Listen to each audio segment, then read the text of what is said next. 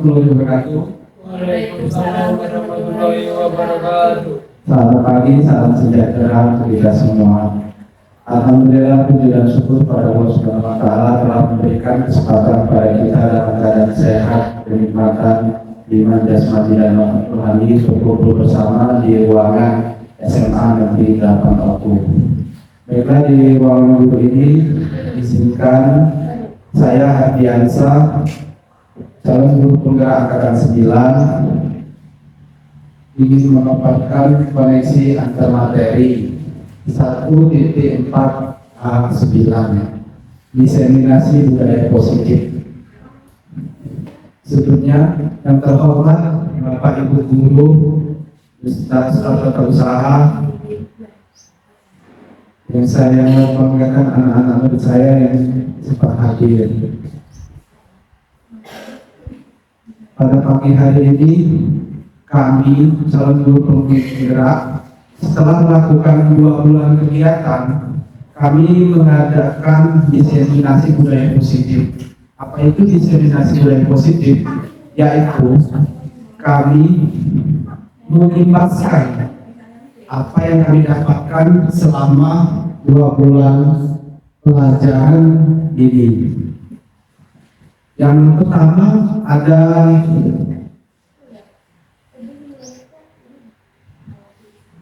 budaya positif, koneksi antar materi.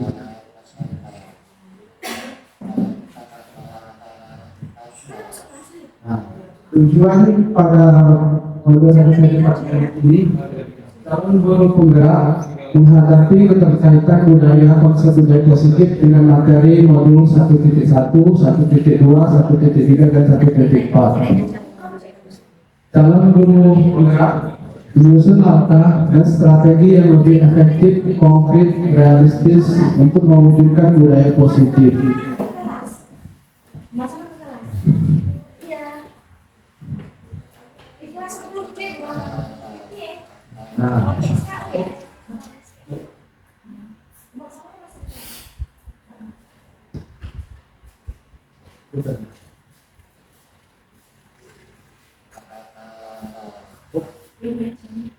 Nah, pada keterkaitan modul ini kami mempelajari 4 modul.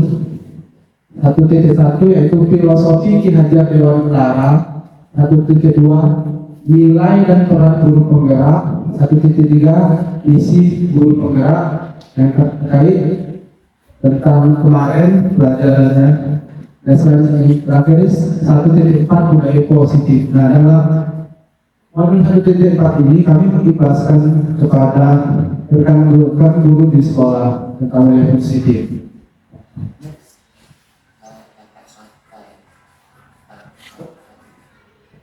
Nah, pada filosofi Ki Hajar Dewantara modul 1.1, tujuan pendidikan guru penggerak yaitu menuntut segala kodrat yang ada pada anak agar selamat dan bahagia. Jadi filosofi Ki Hajar Dewantara itu guru ibarat petani, guru harus menuntut tumbuh kembang murid, bukan memaksa untuk membentuk mereka. Jadi selama ini kita beranggapan siswa itu harus benar atau mengikuti semua pelajaran dengan baik. Itu ternyata ada kekeliruan paradigma. Jadi anak itu seperti apa yang kita tanam akan kita tuai. Jadi mereka memiliki bakat yang istimewa, tersendiri dan berbeda-beda. Seperti itu ya. Nah, pendidikan menurut Ki Hajar Dewantara adalah menuntun segala kodrat alam, segala kodrat anak, kodrat alam dan kodrat zaman untuk mencapai kebahagiaan yang setinggi-tingginya. Jadi itu menurut Ki Hajar Dewantara.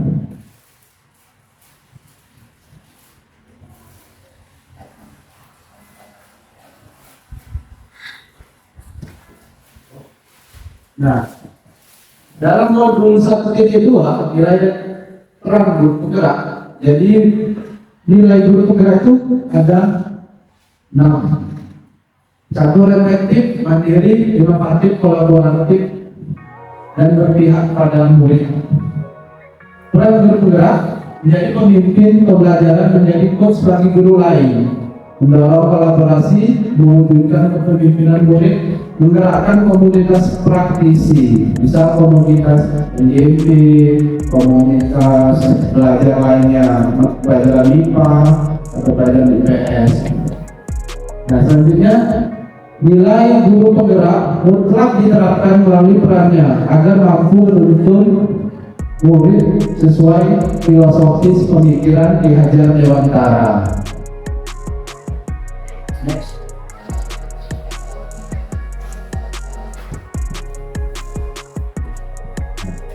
Pada modul 1.3 yaitu visi sekolah. Visi guru penggerak wajib memiliki visi terhadap muridnya di masa yang akan datang agar mereka menjadi sosok murid yang memiliki karakter sesuai profil pelajar Pancasila. Apabila guru penggerak sudah memiliki nilai dan menerapkan peran guru penggerak, maka akan mampu mewujudkan visinya yang disusun berdasarkan filosofi pemikiran Ki Hajar Dewantara. Visi tersebut akan tercapai bila terbentuk konkret, sistematis, dan terencana. Oleh karena itu, perlu suatu rancangan yang disebut inquiry apresiatif dengan tahapan yang bernama Bagja. B. Buat pertanyaan. A. Ambil pelajaran. G. Gali mimpi. J. Jadwal dan rencana. A. Yang terakhir, atur eksekusi. Sehingga modul ini dapat mensinergikan seluruh elemen agar tercipta harmonisasi pendidikan yang sistematis. Tuh ya.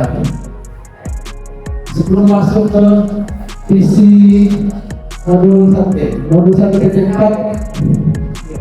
ada yang bertanya?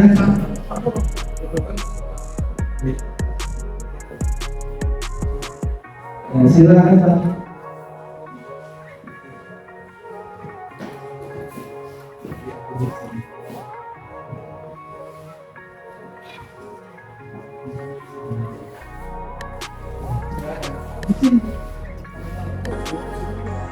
Enggak.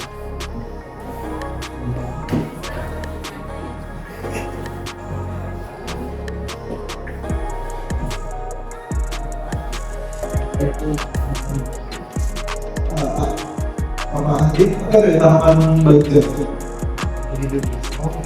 Bahkan saya Setiawan dari atau fisika ingin bertanya apa itu tahapan Bagja dan bagaimana sih budaya positif? Terima kasih Pak Setiawan, guru fisika ya Pak ya. Tentang apa itu tahapan Bagja dan bagaimana budaya positif. Ya, terima kasih, silakan menjelaskan. Nah, ini tahapan Bagja Pak ya.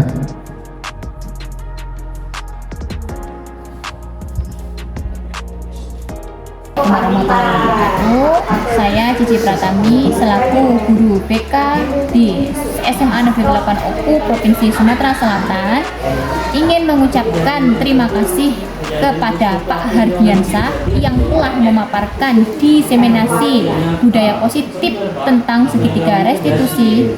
Semoga budaya positif tersebut dampaknya positif juga terhadap kedisiplinan siswa. Nah, ini Pak ya. Tahapan Bagja itu untuk merumuskan visi kita di sekolah atau bisa untuk yang lain.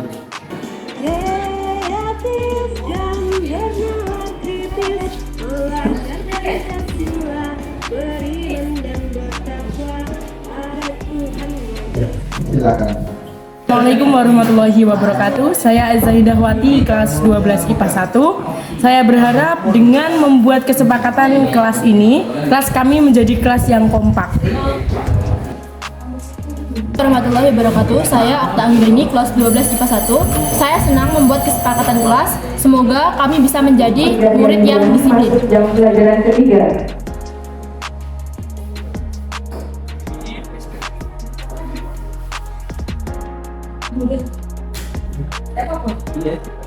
Assalamualaikum warahmatullahi wabarakatuh.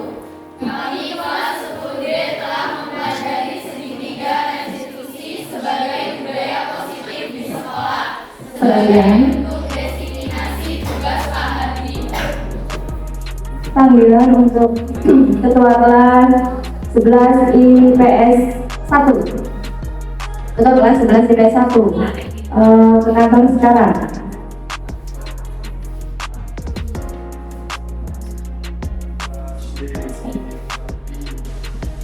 Panggilan kedua untuk Ketua Kelas 10B. Ketua Kelas 10B.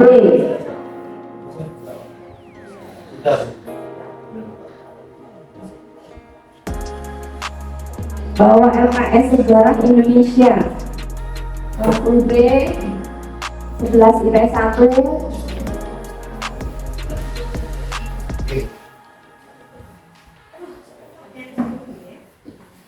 Ketua Kelas 11 IPS 2. 11 IPS 2.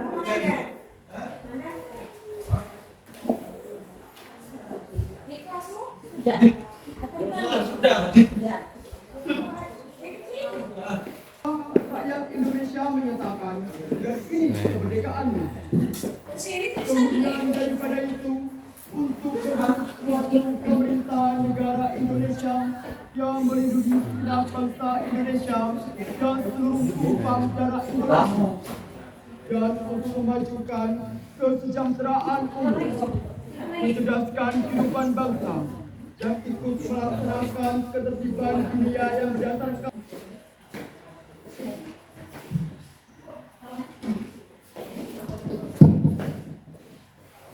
Baiklah, terima kasih Pak Ali Setiawan tentang pertanyaannya apa itu tata kerja dan bagaimana budaya positif yang diterapkan di sekolah. Nah, tata kerja itu ada 5 Pak ya untuk mencapai visi sekolah. Semoga ini bisa diterapkan pada visi sekolah karena kita memakai kurikulum Merdeka yang ada kita menggunakan kurikulum Merdeka Belajar.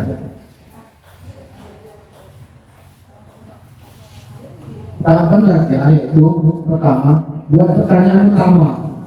Kita buat contohnya pertanyaan utama. Bisa apa yang menjadi visi murid yang akan datang. Yang kedua, ambil pelajaran. Pelajaran apa? Bagaimana murid itu kita akan buat menjadi ahli. Bisa kita mengadakan les bahasa Inggris, les English Club. Yang ketiga, gali mimpi. Yang keempat, jabarkan rencana kita dijabarkan. Yang terakhir, atur eksekusi. Atur eksekusinya kapan akan dilaksanakan. Itu Pak. Selanjutnya tentang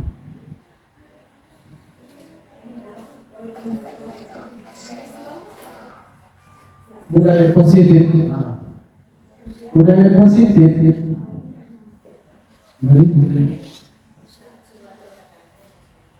Budaya positif itu ada 6 yang akan diperlukan dalam pelaksanaan prakarsa perubahan untuk mewujudkan visi dengan menerapkan nilai dan peran guru penggerak yang didasarkan pada filosofis pemikiran Ki Hajar Dewantara.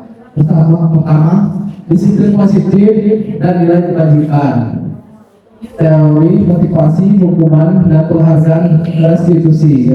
Segitiga restitusi. Jadi ada murid itu kita semangat motivasi, kita hukum, atau kita beri penghargaan, atau nanti kita perbaiki dengan segitiga restitusi.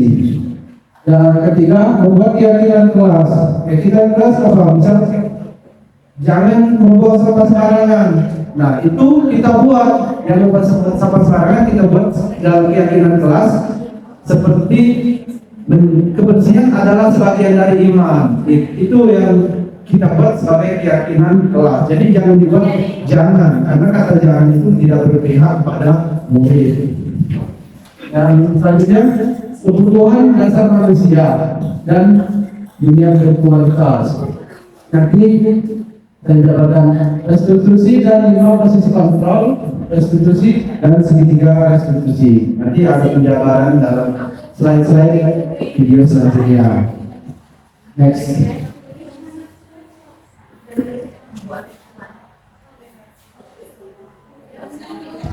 Nah, pada tahap ini seorang guru yang baik harus memiliki kemampuan dalam menunjukkan budaya positif di sekolah. Jadi budaya positif di sekolah itu apa aja yang pernah kita terapkan? Ternyata sudah pernah kita terapkan ya. Misal kita menjaga kebersihan di taruh tempat sampah, membuang tempat sampah pada tempatnya. Terbagi-bagi sampah itu ada sampah organik dan anorganik. Jadi di sana telah kita terapkan budaya positif untuk menjaga kebersihan lingkungan di sekolah. Itu termasuk budaya positif yang telah kita lakukan selama ini. Dan apalagi budaya positifnya seperti disiplin. Anak-anak kan sering terlambat di sekolah masuk kelas.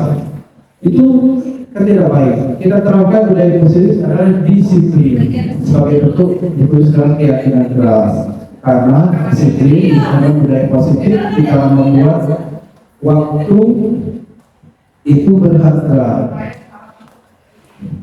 Nah, budaya positif itu dapat dijalankan dengan menerapkan konsep-konsep inti seperti disiplin positif, memahami motivasi perilaku manusia, berkaitan dengan hubungan dan penghargaan, posisi kontrol, seorang guru, pembuatan keyakinan sekolah atau kelas, dan penerapan segitiga restitusi dalam penyelesaian masalah. Nah, perubahan yang paling baik itu karena anak itu dari dirinya sendiri. Apabila kita memberikan hadiah itu segitiga restitusinya dari luar, karena kita harus menunjukkan perubahan anak itu dari dalam. Kenapa dari dalam? Karena dengan perubahan dari dalam, anak itu akan sadar dengan manfaat dari perubahan yang dia lakukan. Dan bila sebaliknya, dengan perubahan yang diiming-imingi dari eksternal ekstrinsik, membuat anak itu termotivasi hanya untuk hadiahnya saja. Bisa mereka apabila tidak melakukan sholat zuhur jamaah. Kita ini apabila anak-anak apabila ingin sujud jamaah akan mendapatkan nilai agama yang besar. Nah, motivasi anak tersebut untuk sholat akan sebagai dasar untuk mendapatkan nilai agama yang besar.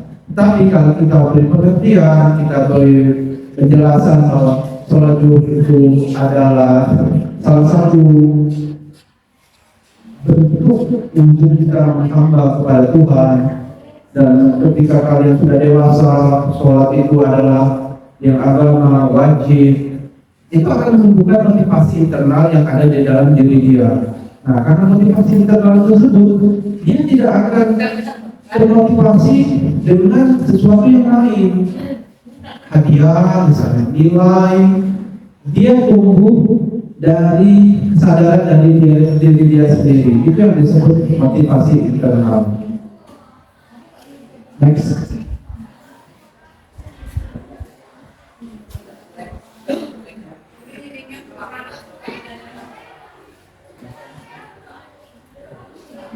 Nah, di sini disiplin positif. Cara penerapan disiplin yang mengajarkan anak bertanggung jawab dan menumbuhkan kesadaran diri berdasarkan nilai-nilai kebajikan. Nilai-nilai kebajikan itu bisa agama, norma kesopanan, norma sopan santun, atau norma hukum. Artinya nilai-nilai kebajikan tersebut diterapkan di dalam diri anak sendiri. Itulah yang disebut nilai kebajikan. Selanjutnya nilai positif lebih ke arah disiplin diri yang mengontrol diri dalam melakukan segala tindakan. Nah, dalam membuat disiplin anak itu yang mengontrol diri dalam melakukan segala tindakan. Artinya dari dalam dirinya sendiri itu diharapkan yang akan lebih membekas kepada anak tersebut. Nah, disini sudah kita peran kita sebagai guru untuk menumbuhkan disiplin diri dari dalam dirinya tersebut. Dan ketika dapat membuat murid memahami dan menyadari berdasarkan motivasi internal, bukan akibat paksaan, pujian atau hukuman. Nah, ini seringkali kita rasakan, Pak Iya. Motivasi dari paksaan, pujian dan hukuman itu terkadang membekas dalam diri anak yang tidak baik. Kadang-kadang kita memarahi anak karena dia tidak bisa matematika misalnya, tapi dia ahli dalam bidang seni. Nah, itu kita paksakan kadang-kadang. Kamu harus mengerjakan ini. Ternyata itu tidak bagus karena anak itu mempunyai kecerdasan tersendiri.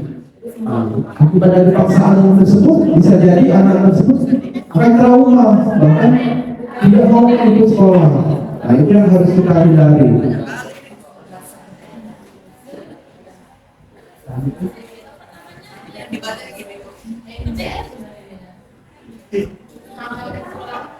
Nah, selanjutnya ada motivasi perilaku manusia. Untuk menghindari ketidaknyamanan lingkungan, anak kadang-kadang menghindari hukuman. Mereka akan mencari jalan untuk bagaimana mereka menghindari hukuman tersebut. Nah, kadang itu berbahaya. Bisa dia tidak bolos, dia bolos atau narkoba. Nah, itu sebagai pelampiasannya kita harus hindari. Untuk menghindari ketidaknyamanan lingkungan. Atau misalnya untuk mendapatkan imbalan penghargaan dari orang lain. Nah, itu motivasi eksternal. Kita seperti guru, kadang-kadang kita menerapkan itu ya, tapi harus kita ubah lama-lama untuk menjadi motivasi internal, menjadi motivasi perilaku manusia positif baik. Kita harus menerapkan dari menjadi nilai mereka inginkan, menghargai diri sendiri dengan nilai-nilai yang mereka percaya. Itu ya Bapak Ibu. Mariati, coba men.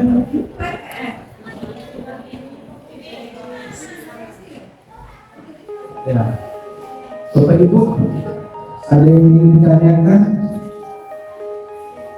untuk saya ingin tanya ini tentang motivasi apa yang Mariati berikan kepada anak, bisa ceritakan selama menjadi guru. Itu kan ada motivasi memberikan tidak nyamanan, memberikan penghargaan atau hukuman. Nah, apabila Mariati pada anak yang nakal misalnya, atau ada yang pintar yang pernah melakukan memberikan penghargaan, memberikan hukuman, atau gimana, atau memberikan motivasi mereka agar berubah menjadi yang lebih baik. Itu.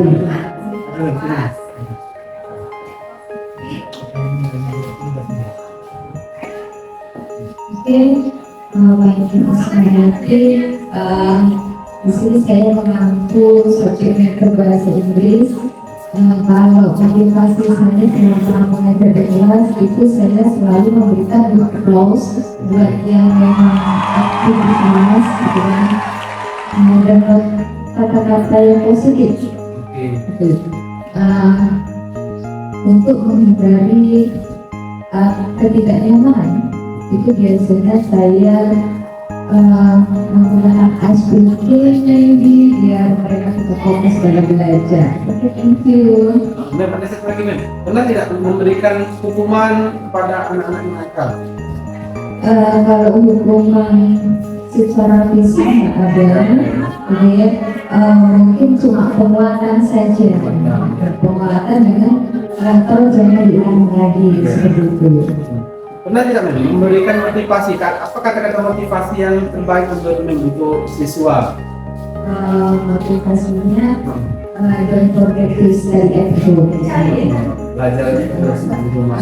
Ya, jangan lupa untuk belajar di rumah. Biar menggapai cita-citanya. Ya, seperti itu. Terima kasih. Terima kasih. Terima kasih. Terima kasih dari Mariati memberikan kisah-kisahnya. Nah, sekarang ada lagi kita coba kali letak ini bagaimana ini bagaimana Pak Tony, makanya kita menggunakan pelajaran ekonomi ya. Nah, Ini Pak, sekarang kita memberikan motivasi pada perilaku siswa. Jadi dalam pelajaran mengajar, nah kan dalam mengajar itu kadang-kadang kita memberikan motivasi dalam ketidakjaman ini menghargai mereka, kan kita motivasi. Nah, atau Bapak pernah memberikan imbalan penghargaan kepada siswa Bapak yang berprestasi, atau menceritakan tentang hukuman kepada siswa Bapak yang melanggar disiplin atau melanggar pelajaran di sekolah itu, tolong Pak diceritakan bagaimana siswa Bapak selama ini mengajar.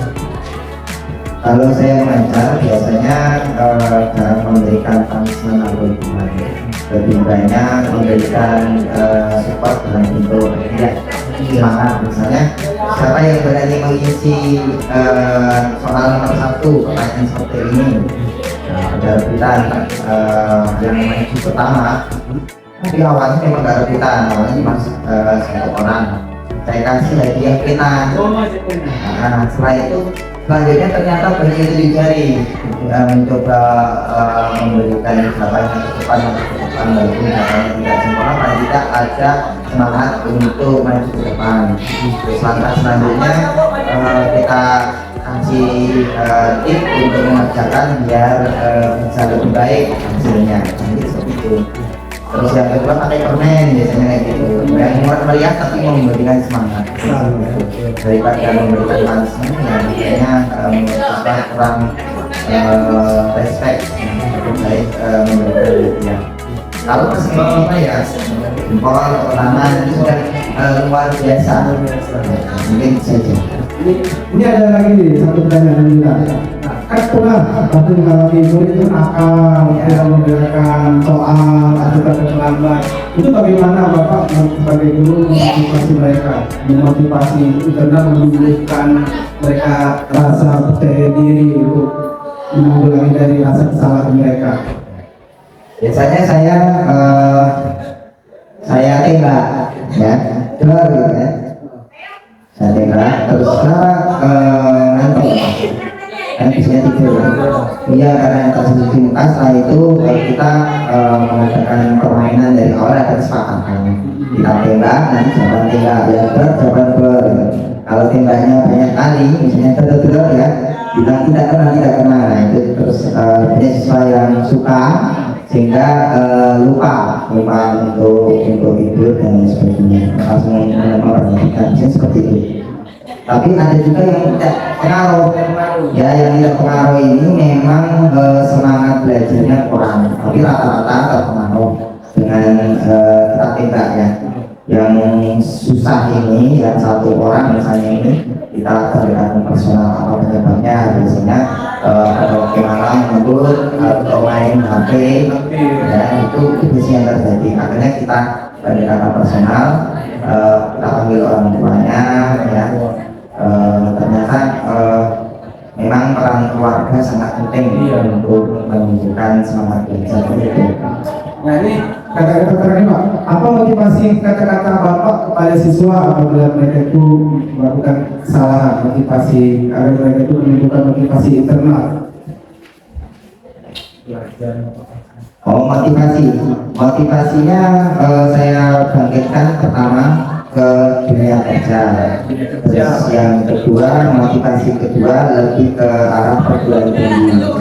Saya sebelum belajar kan ada semacam pertanyaan, setelah nanti lulus mau melanjutkan kemana. Ya sebagian besar memang mereka melanjutkan untuk bekerja, karena sekitar kita ini yang melanjutkan kuliah hanya sekitar 30%, kurang lebih ya. Yang lainnya melanjutkan dunia kerja. Makanya saya kita arahkan bahwa mata pelajaran ekonomi tidak tetap dalam bulan sehari-hari. Kita sering melakukan dan nanti ke dunia kerja saya tunjukkan contoh-contoh yang siap kerja, misalnya kesian, perhotelan yang langsung lulus bisa kerja, bahkan masuk ke apa namanya kerja ke luar negeri. Mungkin motivasi itulah yang menyebabkan siswa untuk semangat belajar. Terima kasih Bapak Muhammad Roni Yudianto sebagai testimoninya di materi saya. Terima kasih Pak. Oke.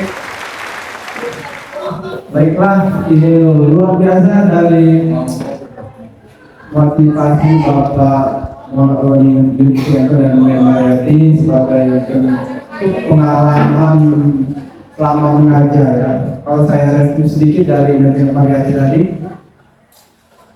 dia memberikan motivasi kepada anak yang berprestasi itu dengan tepuk tangan secara sederhana atau memberikan jempol sama seperti kata Pak Roni tadi. Nah, sedikit berbeda dari Pak Roni yang memberikan motivasi eksternal itu dengan memberikan hadiah dalam bentuk permen atau pena. Itu membangkitkan semangatnya. Begitulah dalam dunia mengajar Bapak Ibu ya, kita kadang tidak monoton memberikan internal dan eksternal, ada bervariasi karena perilaku murid itu banyak.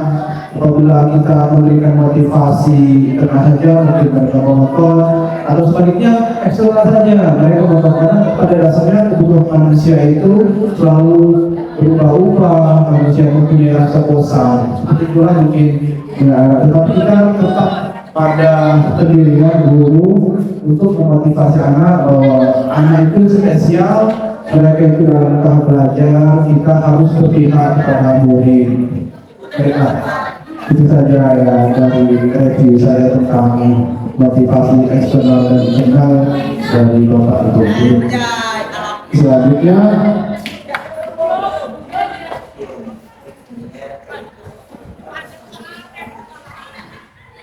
motivasi perilaku manusia ya, motivasi internal untuk menjadi orang yang kita menghargai diri sendiri dengan nilai-nilai yang mereka percaya. Jadi motivasi internal di sini seperti kata Pak Roni tadi, anak-anak itu diberi pengertian bagaimana mereka melakukan setelah SMA itu melakukan apa?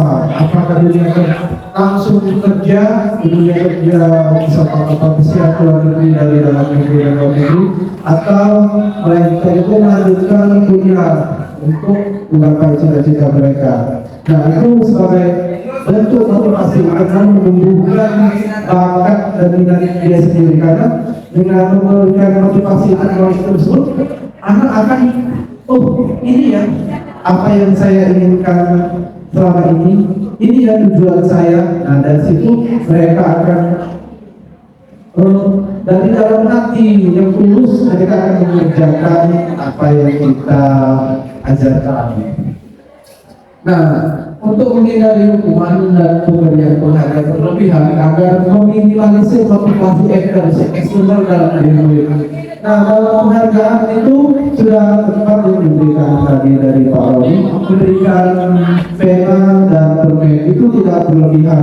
Apabila yang berlebihan itu kadang memberikan motivasi yang kadang mereka itu apa yang mereka diberikan kepada mereka bukan apa yang harus dia lakukan, gitu ya. Next.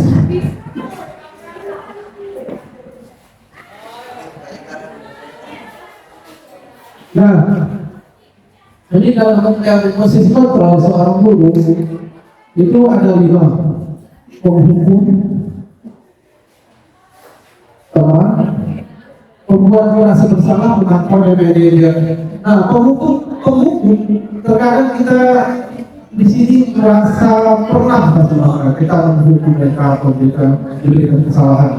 Nah ini terutama dalam guru BK dengan dosen. Nah itu ya dihukum, memberikan hukuman ketika melakukan kesalahan seperti menghukum jalan jongkok, push up, atau membersihkan toilet. Itu hukuman-hukuman yang pernah kita berikan Bapak Ibu ya. Nah terus sebagai teman, nah, kita akan memposisikan diri kita sebagai teman. Mereka itu punya motivasi apa dalam belajar, ada permasalahan juga, kita ngobrol bersama-sama, kita menjadi teman.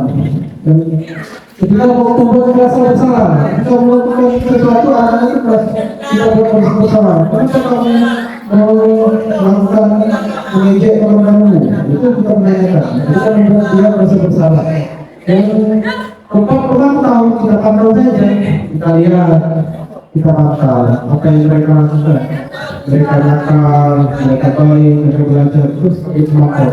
Dan dari manajer ini melakukan semuanya.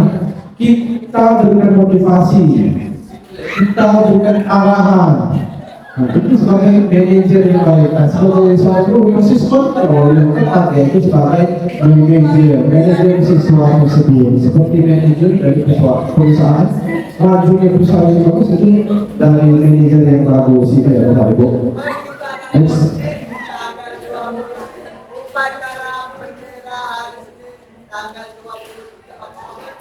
Nah, di sini manajer, guru berbuat sesuatu bersama murid, mempersilahkan murid untuk menjawabkan perilakunya dan mendukung murid agar dapat menemukan solusi atas permasalahannya sendiri. Kedua, posisi manajer mengacu pada institusi yang dapat menjadikan murid sebagai manajer bagi dirinya sendiri sehingga tercipta identitas positif dan berhasil. Jadi, sini manajer tersebut kita memposisikan diri sebagai cara pandang seorang siswa.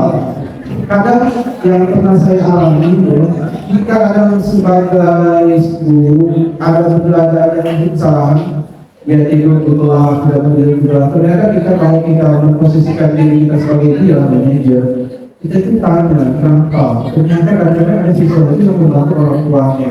Dan disinilah hati kita berkabung. Ternyata anak ini sudah berperan sebagai seorang ayah, walaupun dia sebagai posisinya seorang anak. Jadi mereka itu membantu keluarga secara semampunya karena sebagai anak, jadi dia itu membantu pekerjaan orang tuanya. Itu sebagai kita memberikan pengertian kepada anak. Itu ada beberapa siswa kelas 3 atau kelas 1 di SMA yang tidak ajarkan ini seperti itu Bapak Ibu. Itu ya Bapak Ibu ya. Next.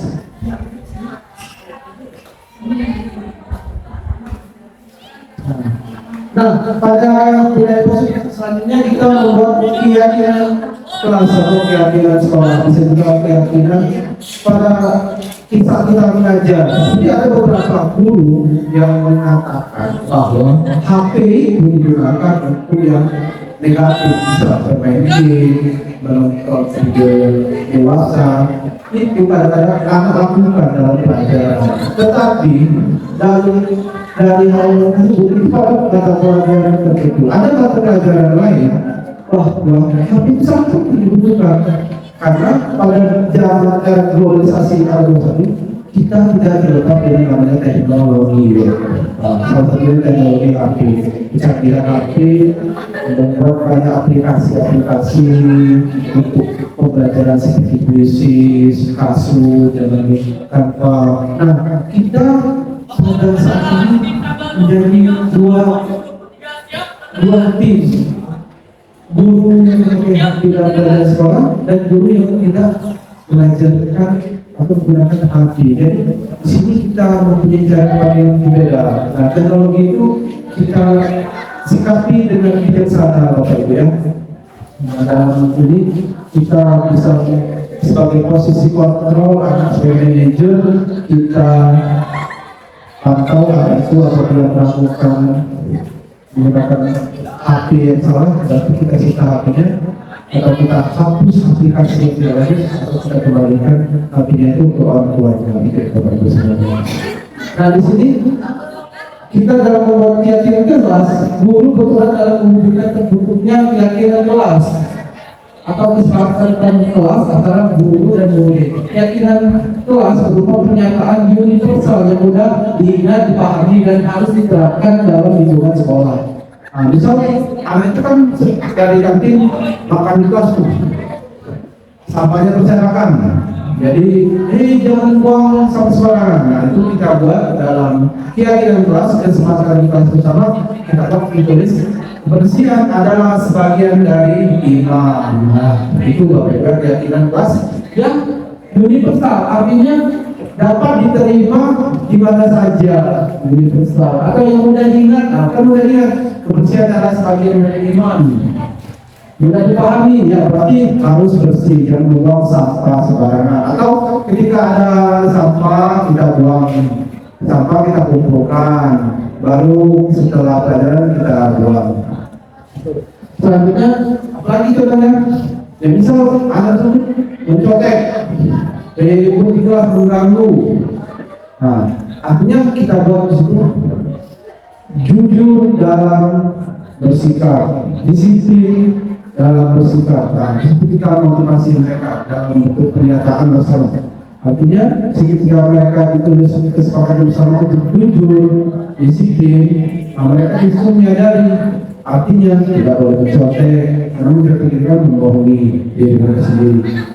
Disiplin, artinya kita harus masuk tepat waktu. Disitu kita berikan pengertian kepada anak. Apa itu nilai-nilai jujur dan disiplin yang apabila diterapkan itu akan menimbulkan motivasi internal pada mereka, akan berdampak pada setelah tamat SMA akan mulai dunia kerja atau kuliah. Itu ya Bapak Ibu semuanya. Next.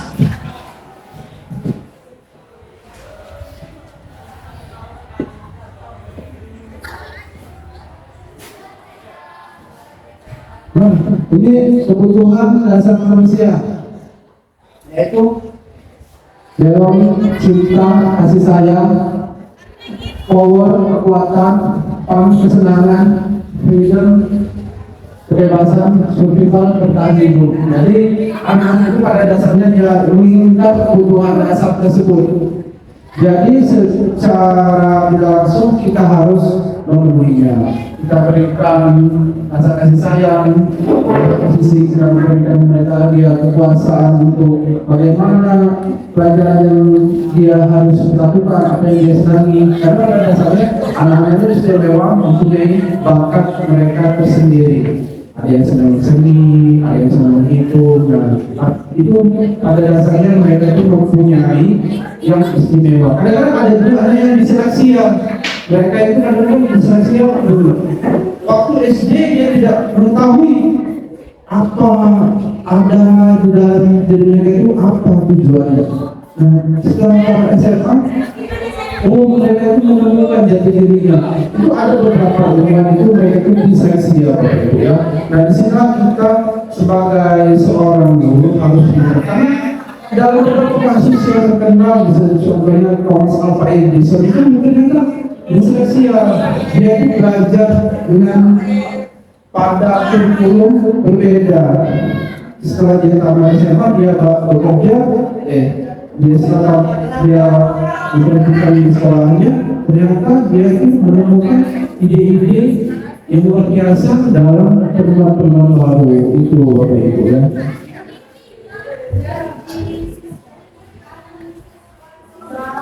Next.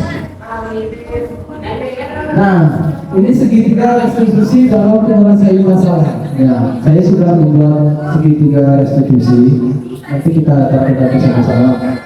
Guru yang berperan sebagai manajer menggunakan segitiga restitusi dalam penyelesaian masalah melalui 3 tahapan, yaitu menstabilkan identitas, validasi tindakan masalah, dan menanyakan keyakinan. Nah, tujuannya menghasilkan murid yang mandiri dan bertanggung jawab. Dalam 3 tahapan yaitu menstabilkan identitas, kita tanya apa yang dia lakukan, sebab dan musabab kesalahan dia itu kita harus stabilkan identitasnya. Bisa menanyakan sabar, menanyakan keadaan itu. Kedua, validasi tindakan yang salah. Nah, kita validasi apakah iya kamu melakukan kesalahan, kita validasi. Kita tanya sebab-sebabnya. Kenapa? Kita validasi tindakan dia yang salah. Salah terlambat, kenapa dia terlambat? Apabila ada kesalahan, kita coba untuk memperbaiki. Misalnya menonton HP, scroll TikTok, kan zaman sekarang mereka itu banyak berpengaruh hal yang negatif. Nah, juga menanyakan keyakinan. Kita tanyakan keyakinan. Misalnya, Rio, kamu harus yakin, kamu harus berubah, kamu jadi yang lebih baik. Kita berikan keyakinan yang baik. Itu. Ya. Next.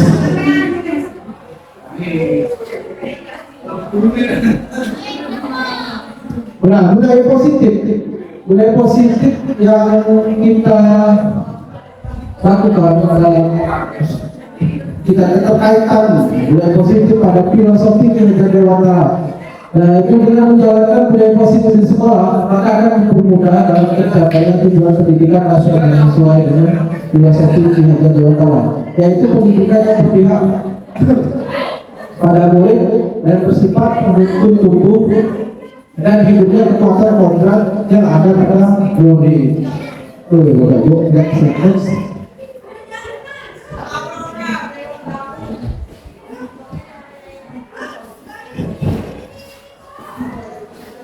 Budaya positif tentang keterkaitan pada modul 1.2 nilai dan peran guru penggerak. Budaya positif dapat terwujud jika seorang guru memiliki 5 nilai guru penggerak, di antaranya berpihak pada murid, mandiri, reflektif, kolaboratif, dan inovatif. Nah, selanjutnya budaya positif dapat terwujud dengan mendorong kolaborasi antara semua warga sekolah dengan adanya keyakinan sekolah yang harus disepakati dan dijalankan bersama.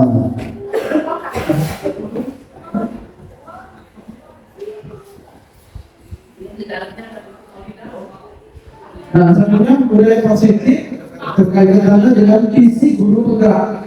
Salah satu perubahan yang diinginkan sesuai dengan visi guru penggerak adalah terbentuknya budaya positif agar diperoleh sekolah yang nyaman, aman, berpihak pada murid untuk mewujudkan visi guru penggerak. Dengan membuat prakarsa perubahan sesuai filosofi kinerja dewata dan profil pelajar Pancasila.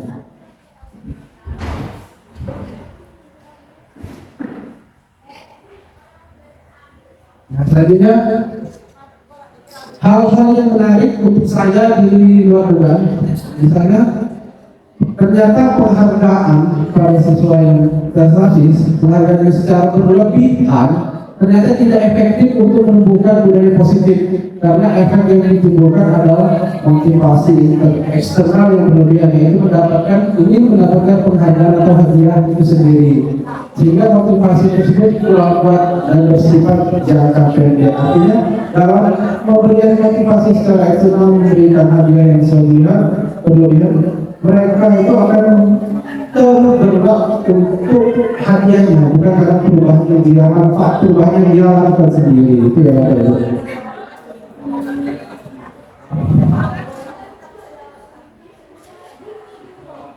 Selanjutnya, pengalaman yang pernah saya alami terkait penerapan konsep-konsep inti dalam modul budaya positif baik di lingkungan kelas maupun di sekolah. Ya, ada banyak sebenarnya. Yang paling sering ternyata mengambil peran sebagai seorang pemantau. Nah, saya di situ rasakan sebagai seorang pemantau karena saya hanya saja kita pantau. Nah, dalam hal posisi kontrol dan saya merasa selalu terpaku pada aturan-aturan yang ada. Akibatnya saya jarang membantu mereka mencari solusi atas mereka yang alami. Nah, di sini saya menyadari kesalahan saya sebagai guru, tidak boleh hanya sebagai pemantau, melihat murid, tidak memberikan motivasi secara eksternal. Itu saya alami. Jadi selama ini saya salah dalam menilai. Selanjutnya,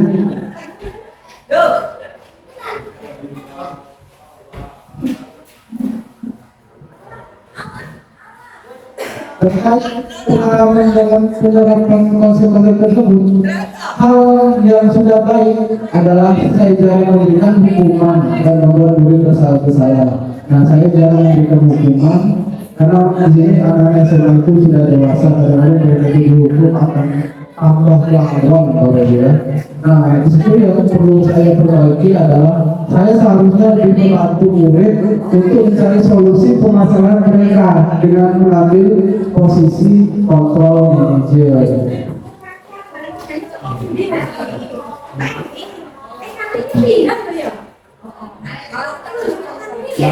Di sini posisi yang paling sering saya pakai sebelum mempelajari modul ini, saya sebagai posisi pemantau, dan perasaan saya juga adalah membantu murid untuk bertanggung jawab terhadap kesalahan mereka.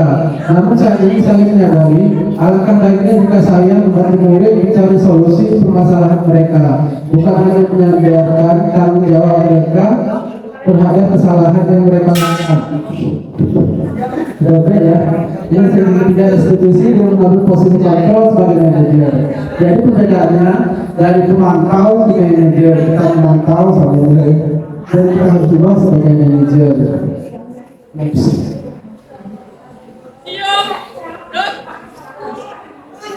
Sebelum belajar model ini, saya terapkan segitiga restitusi.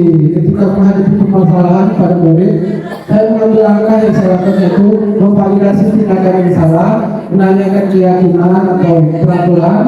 Saat itu saya belum stabilkan identitas. Saat itu saya belum tahu jika apa yang saya lakukan disebut dengan segitiga restitusi. Itu saja. Next.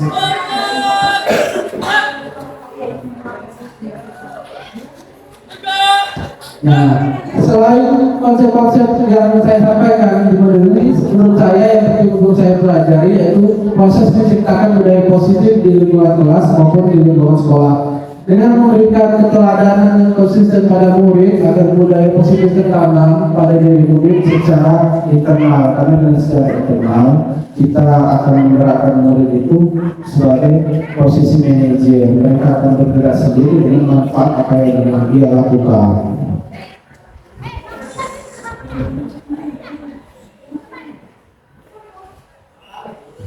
Langkah-langkah dan strategi yang lebih efektif, konkret dan realistis untuk mewujudkan budaya positif di sekolah adalah dengan sebaik mungkin menerapkan konsep-konsep budaya positif dengan memperhatikan filosofis pemikiran Ki Hajar Dewantara, nilai dan peran guru penggerak. Demi terwujudnya visi sekolah yang dilaksanakan dengan prakarsa perubahan inquiry apresiatif tahapan bagja di sekolah saya di SMA Negeri 8 waktu di Jalan di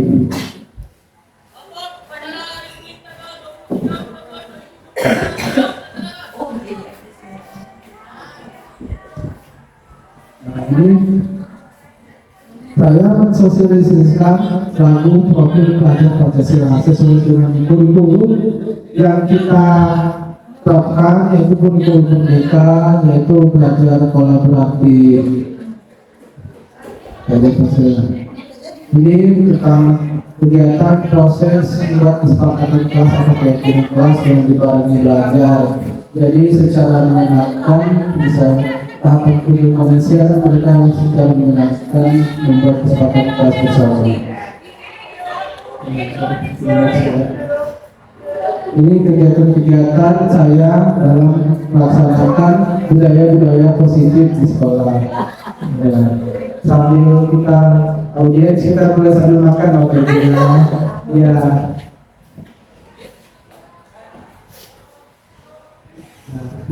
Ini kalau saya sebagai tim guru yang menggunakan HP di sekolah, karena pada dasarnya saya itu menggunakan HP di sekolah untuk pelajaran yang misal puisi, menggunakan aplikasi puisi atau Canva.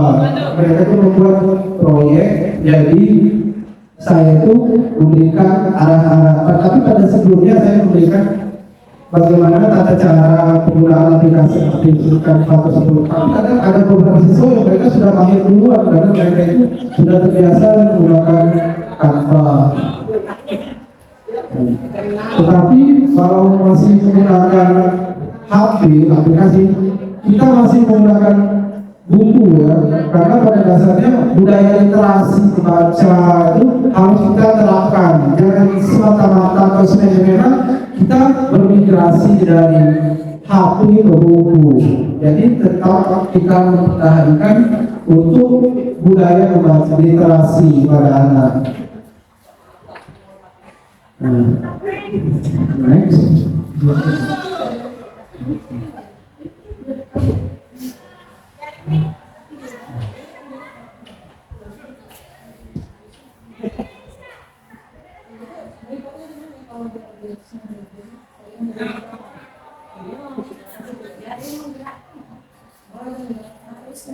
Nah, ini dalam perubahan mengajar kita kadang-kadang tidak harus memberikan motivasi internal, kadang-kadang kita juga harus mengapresiasi.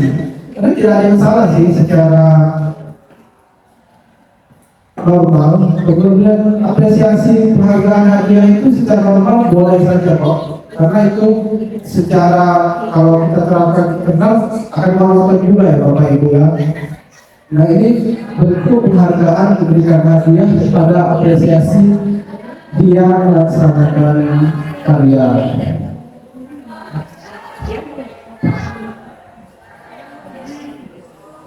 Ini saya dari bidang upacara waktu upacara 7 ini sekarang resminya. Terima kasih.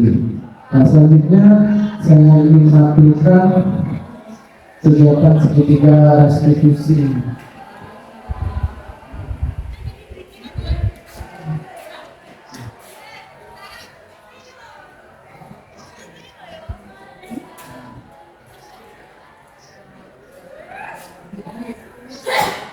Nah, ini kegiatan saya dalam melaksanakan kegiatan restitusi.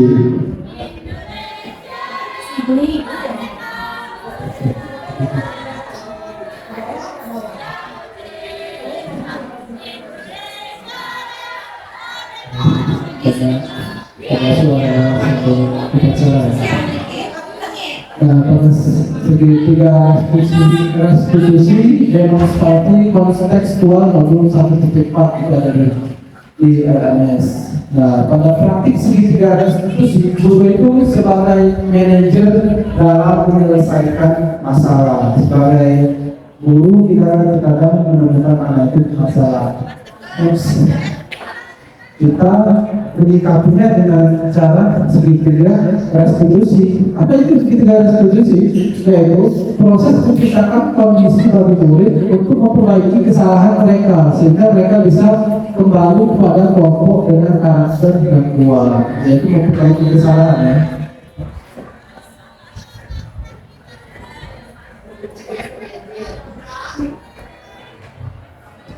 Ya.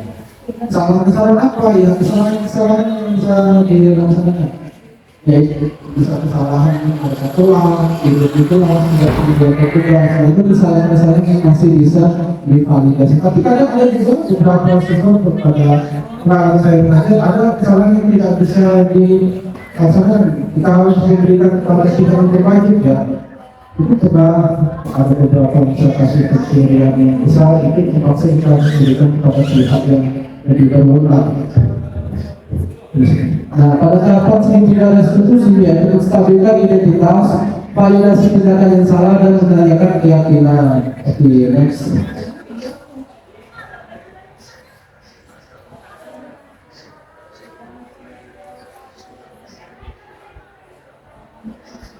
Nah, ini ada tahapan segitiga restitusi ya. Ini di segitiga restitusi itu dibuat segitiga kita bagi setiap sisi, tiga sisinya menstabilkan identitas, validasi tindakan yang salah dan menanyakan keyakinan. Itu apa saja yang kita buat. Nah, ini pada skenario kasus ke-1 saya melaksanakan ulangan harian, tetapi Luna berusaha untuk melihat jawaban temannya yang contek. Sebagai guru, saya menyelesaikan masalah tersebut dengan menggunakan segitiga restitusi. Pada saat dia praktek, ya kita dulu dan setelah selesai ujian baru melaksanakan segitiga restitusi. Jadi bukan pada dasar dia melaksanakan mencontek itu langsung dibuat segitiga restitusi, tapi setelah dia kegiatannya pelajaran selesai atau pada saat terlambat pada saat istirahat melakukan segitiga restitusinya. Jadi tidak langsung. Nah, itu menstabilkan identitas. Saya menanyakan apa penyebab Luna itu tidak melakukan belajar sehingga dia mencontek. Ternyata dia itu main HP begadang sampai malam. Nah, itu sering kita lakukan. Kita tanya, itu sebenarnya kita sudah melakukan praktik segitiga restitusi. Apa itu? Ya kita tanyakan, kita validasi tindakan yang salah. Apa validasi tindakan yang salah? Ya kita validasi, kita tanya, mereka menyatakan itu adalah tindakan yang salah, itu tidak baik, kita harus terus jujur. Kita menanyakan keyakinan, kita harus ubah cara pandangnya, kita ubah bahwa setiap manusia itu mempunyai kesalahan, jadi setiap manusia itu bisa berubah, bisa bertobat. Ini berubah, kita tanyakan lagi.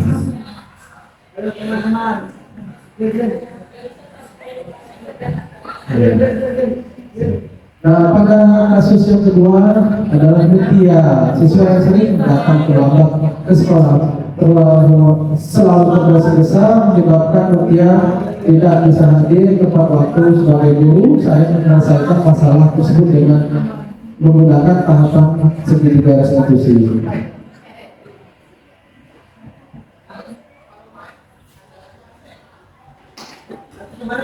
Nah, di sini Mutia terlambat, itu gerbang yang sudah tertutup, kita biarkan dia masuk, biarkan dia belajar dulu. Nah, pada saat dia sudah belajar, sudah dalam keadaan tenang, setelah istirahat, jadi kita memberikan tidak istirahat dalam keadaan yang tenang juga, Bapak Ibu ya. Maka kalau mereka itu tidak tenang ya seperti mereka itu berlagak juga ya, capek gitu. Jadi posisi segitiga restitusinya dalam keadaan istirahat dan tenang. Nah, itu validasi kita yang salah, kita tanyakan kenapa Mutia itu terlambat dan terlambat, kita tanyakan apa alasan mereka, biar mereka mengeluarkan unek-uneknya dulu ya Bapak Ibu ya. Kita berikan motivasi, kita validasi keyakinan bahwa semua orang itu pasti pernah dalam suatu kejadian itu melaksanakan tidak tepat waktu. Nah, itu kita berikan pengertian bahwa motivasi berubah untuk yang lebih baik. Kita menanyakan keyakinan.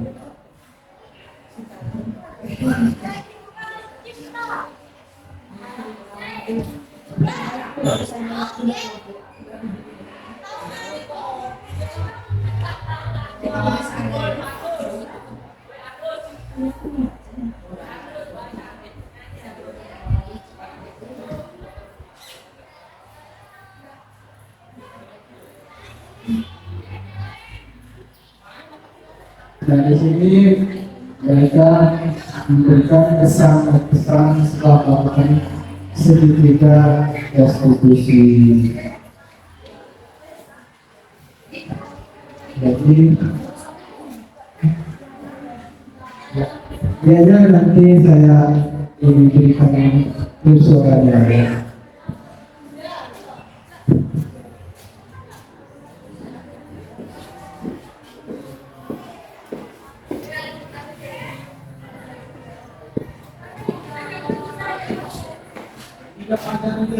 Baiklah Ibu, itulah praktik budaya positif. Ini saya ingin menanyakan Bapak Ibu semua gimana pesan-pesan melakukan budaya positif betul-betul saya tanggung mohon.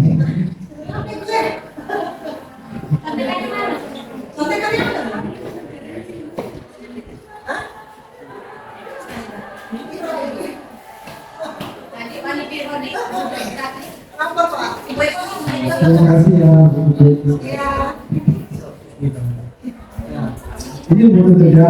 Kata tadi tentang budaya positif di sekolah, seperti kita menanamkan kebaikan, disiplin. Nah, betul pasti itu akan memberikan motivasi pada anak. Dalam keadaan motivasinya itu apa yang betul memberikan kata-kata motivasinya? Iya, baik, saya Ibu Diani, pengajar ekonomi, mencoba untuk menyampaikan pendapat ya tentang bagaimana memberikan motivasi kepada anak-anak. Yang jelas saya sering lebih mengingatkan bahwa di usia muda seperti ini memang harus berkarya, berprestasi, karena masa muda ini masa kemasan buat mereka.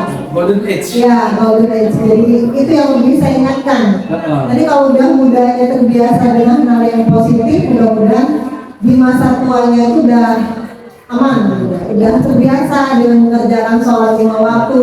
Itu kalau masih mudanya udah males, ya agak susah ya. Nanti tuanya ketiba mau sholat tuh agak lebih susah.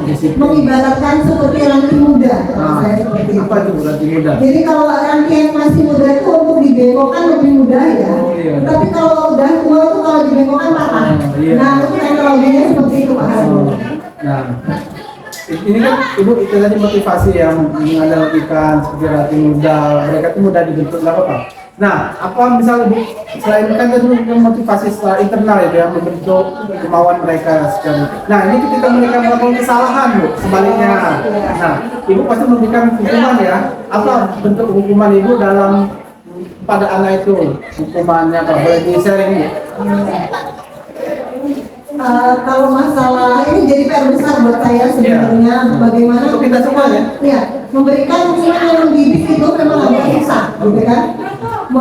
Tapi saya lebih melihat karakter anaknya. Kadang saya mau nanya, kamu mau diapain? Iya, latar belakang. Iya, jadi kamu mau dihukum, jadi kayak ada kesepakatan sama mereka. Kalau kamu salah, kamu mau diapain? Jadi saya lebih menyerahkan kepada anak pengennya seperti apa. Apa aja itu? Ya, lihat ke anak-anak, lebih ke fisik mungkin mereka karena kekuatan fisik ini mereka yang punya.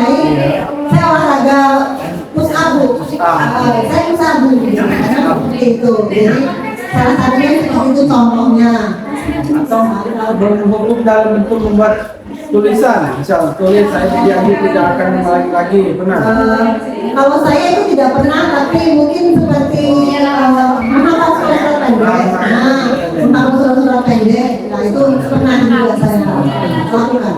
Oh itu ya. Ada lagi Bu, selain hukum fisik kan tadi dia tuh mengerjakan soal yang dia belum kerjakan. Mulai itu, pernah lagi? Iya, kalau seperti itu dia harusnya sudah mengerjakan tapi tidak mengerjakan. Saya kasih kesempatan dulu. Kamu maunya kapan dulu, gitu ya. Mungkin itu menunjukkan oke. Tapi kalau masih sekali 2 kali dia masih ingkar, itu saya kasih hukumannya misalnya pekerjaannya itu jadi double. Jadi misalnya pekerjaan itu hanya cukup 1 kali dia tulis, diulang sampai 3 kali. Gitu. Jadi misalnya kalau aku kasih itu laporan keuangan, laporan keuangan itu dibuat misalnya 1 kali ya, tugasnya dia dibuat jadi double benefit 3 kali. Nah gitu, itu mungkin salah satunya. Kalau yang tertulis ya seperti itu. Yang non fisik Bu ya. Iya. Nah setelah tadi kan yang pertama motivasi internal, memberikan dia tuh keinginan dia menumbuhkan disiplin positif, tepat waktu sholat. Nah selanjutnya memberikan hukuman apabila mereka salah. Nah ini ketika mereka siswa itu bisa mengerjakan sudah dengan tepat waktu, bisa berprestasi dalam pelajaran ibu ekonomi ya. Nah itu ibu pernah tidak memberikan motivasi hadiah? Itu gimana Bu pengalamannya, ceritakan dulu. Ini benar-benar sebuah ini ya, peringatan buat saya. Iya, nggak apa-apa Bu. Kita biasa guru-guru lebih fokus ke anak yang negatif ya, kadang menerangkan seperti itu.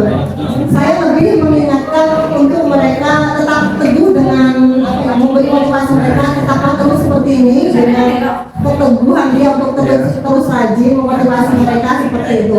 Pastinya kalau lihat dari nilai ya, nilainya pastinya mereka udah nilai. Dibesarkan nilainya Bu ya. Iya, pasti mereka nilai sikapnya mungkin lebih bagus gitu kan, karena kerajinan dia seperti itu. Pasti akan berbeda. Tepuk tangan atau tanda di jempol. Iya, jempol. Itu mereka yang prestasi. Iya, itu salah satunya. Oke Bu, setelah kita melakukan budaya positif, ini boleh Bu kasih kesan-kesan kita Ibu untuk ini untuk berbagi kisah motivasi atau mengikuti kegiatan ini gimana Bu kesan-kesannya? Kesan saya selama mengikuti kegiatan ini ya salah satunya pemikiran kita, cara berpikir kita memang tidak bisa kaku, harus lebih luas lagi dalam memecahkan masalah, lebih kepada kenapa latar belakang anak itu berbuat salah gitu. Jadi lebih berkomunikasinya lebih kuatkan lagi. Jadi kita latar belakang itu, jadi cara berpikir kita selama ini selalu mengejar sama kamu salah, kamu harus seperti itu. Kita umum ya, berarti keliru.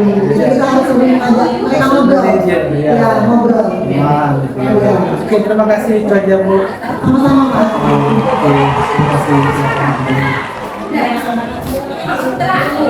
Oke, terima kasih untuk selanjutnya di silakan.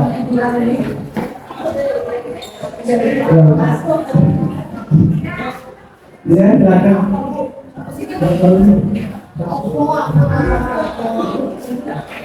Bu, Jerman, Bu Iris.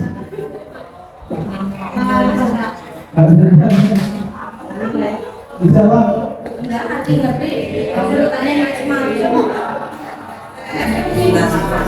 Bu Sunarsi, bisa Bu kembalikan pengalamannya. Bu Iris, bisa Iris.